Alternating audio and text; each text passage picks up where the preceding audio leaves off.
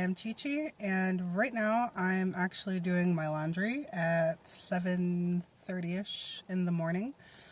I just got off of work, and I I just got off of work, my 12-hour shift, and I decided to do laundry outside of my building because I couldn't actually get into the area where we need to load our laundry carts. So I decided that I would film a video. I was actually going to film last night during work, but something interesting happened. A coworker came and sat like directly right across from me. And I've been working there for a good while now, and I have never had a coworker come sit next to me, especially in the areas that I sit, because I don't sit in the main area. But anyway, point being is that that's why I didn't film then, and that is why I'm filming now, because I have a good 40-ish minutes left, and I am in my car. So if you can hear, it's raining a little bit. It's not that bad though. It's not cold. Well, it's not freezing. It's definitely cooler, but like this is a very chill type of weather that's going on right now. But what I wanted to talk about in this video was being the first in my family or my circle to like do some of the things that I want to do. Amongst my actual family, I was one of the couple first to do things like people might consider these things regular. I was one of the first to get my license. I was one of the first to move out. I was one of the first to have a long-term relationship. And just to paint a picture, not to get super deep into it, I have several siblings. And I'm actually on the younger end of the sibling spectrum. There's only 2 younger than me and several older than me. So, yep, I was one of the first to get my license, one of the first to be in a long-term relationship, one of the first to start to go to college. I'm still debating on whether I want to like go back. That would be for like a different video, but I kind of have the inkling to. I'm just not sure I want to like waste time and money, and I'm not sure about it just yet, but it's on my radar. Anywho, so, and also I would like to be the first to live a different lifestyle. Now, not all of my family members are, it's not like in a family where there's a lot of people, you're going to have a lot of different personalities. So, what I'm saying in this specific instance is I would be one of the first to approach employment different. Now, I have a regular job. I've talked about it a bunch. I actually have 2. But long term, I absolutely don't want to be in that situation. I don't want to have a 9 to 5 for the rest of forever. And there's nothing wrong with a 9 to 5. For me personally, I don't want it. I've been on this earth for 3 decades now, and I have had a 9 to 5 for 2 of those decades, basically. Well, not 2 of them, but like 2-ish. About 15 years. I've been working since I was about 15. So, when I heard about passive income, I really didn't, like, I would say I really started hearing a lot about passive income, like, it was kind of like my early-ish 20s. It wasn't so much a thing that I even knew existed as a teenager. So it was like really when I was like 21, 22, 23, I started to hear about the idea. And then I didn't even really look into the idea until like 23, 24, 25. And now that we're a good several years past that, I am on my way to trying to create some. I'm here with you all speaking.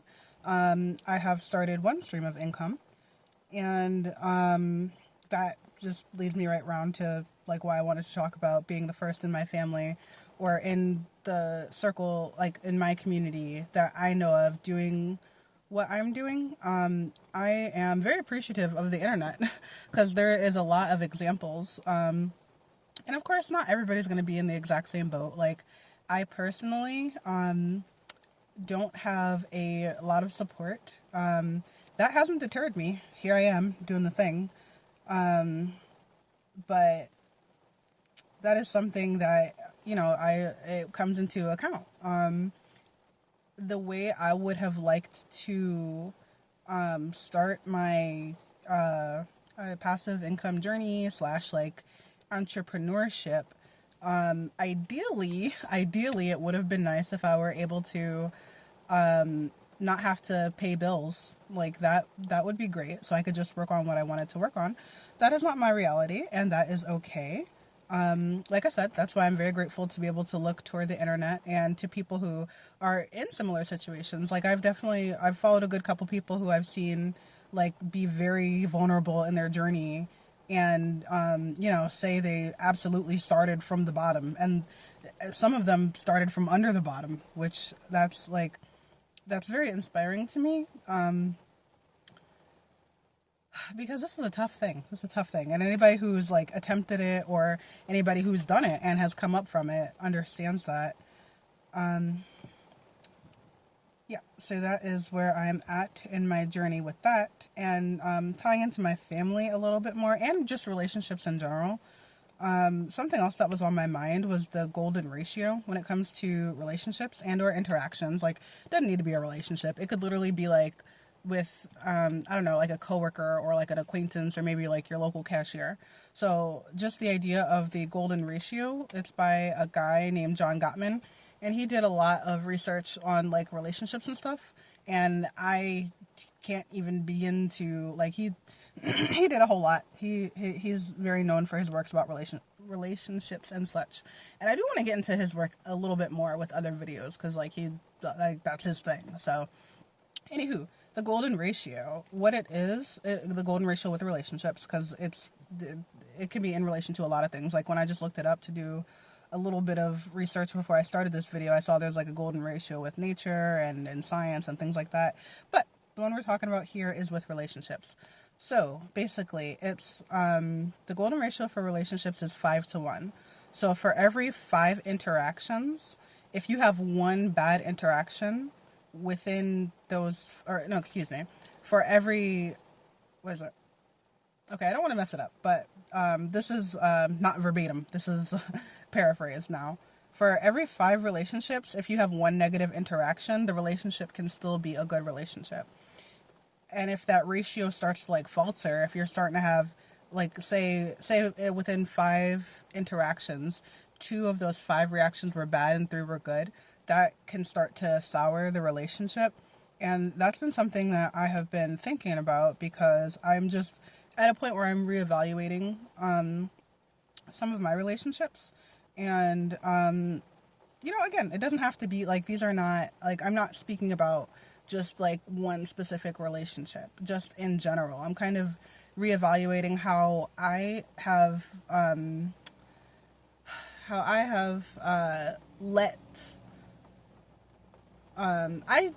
okay, so I don't want to get too off track here, but I'm trying to explain something. So I naturally have some things about myself that I think these traits and attributes are a good thing. However, I do understand that in the world we live in, it could be interpreted as, there's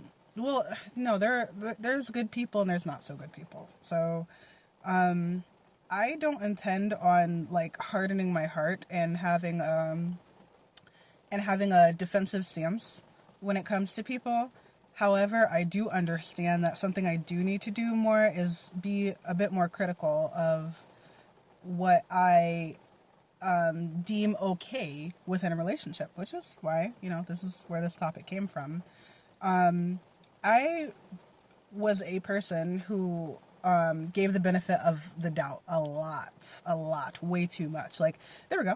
Perfect example. So that's something that I used to do, and it's something that I'm currently, I feel like I definitely do it less now, but it's something that I'm actively like looking at now with my relationships going forward, because if you give the benefit of the doubt too many times, it can lead you to a very not so good place, because sometimes that doesn't need to happen. Like sometimes I have this I have this expression, and it's well, it's, I mean, I've heard it before, but like it had came to me one day when me and my sister were having a conversation about relationships, because she was just going through something with one of her relationships, and she asked me how should she handle it. And I was telling her that all relationships have an expiration date, which that's literally how it is, even good ones, because unfortunately we're not immortal. So even like the most amazing relationship, one day it's going to end, someone is going to pass away. So all relationships end, but that's not like a sad, like, you know, that's not a sad thing. That's life transforms. So sometimes relationships need to end, and people don't want to let that happen. I have been people in the past, absolutely. Now I have a more healthy view on it. Like, if someone were to express to me that they no longer wanted to, like, be in, like, that they just didn't want to talk to me anymore, I would be very okay with it. At this point, last year, in fact, I definitely couldn't even say that last year. Last year, I was holding on to a lot of relationships that were expired, and when you hold on to expired stuff, it gets nasty bad. It doesn't, you know, you can't, it's not a healthy thing to do. So yeah, so that is just my feelings on the golden ratio. Yeah, and then something aside from that, I don't really have the cleanest segue for going to the next thing that I just wanted to talk about. But so I like to take breaks from the internet. It was something I did more frequently last year before. Well, no. Okay, so it's September right now, and no, it's not. It's November right now. Oh my gosh. Well, I just did a 12. Forgive me. I just did 12 hours. I'm still up. I gotta fold laundry after this. Anyway, I would take regular breaks from the internet. At first, I did a week one time. I did 2 weeks another time. I did 3 weeks another time after that.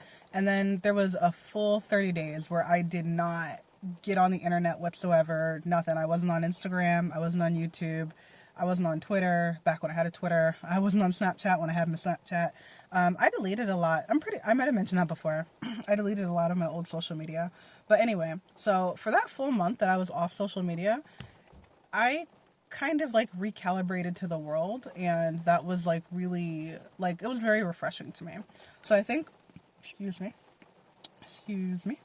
I think what I'm gonna do is schedule like offline time. So this is just kind of like in the works, kind of to be determined type of stuff, but I think what I'm gonna do is take like the first week of the month and just be completely offline. I still might post. So, you know, if you see this video and then like a month from now, you're like, oh, I thought she was going to take a week off. I still might post, but I just won't consume for that week. Or maybe I'll make it 3 days. I don't know. I'm not 100% sure yet. It's just an idea that I'm toying with, because I do feel like that's a healthy thing in general. And like I said, when I did take those breaks, it was weird because I had to recalibrate to the world. It's 2024 right now. And like, just, you know, 2-year-olds know how to use an iPad. We are very technologically advanced at this point. So I think it would just be, I think that's something I want to do going forward, and we'll just see how that works out for me. Yeah,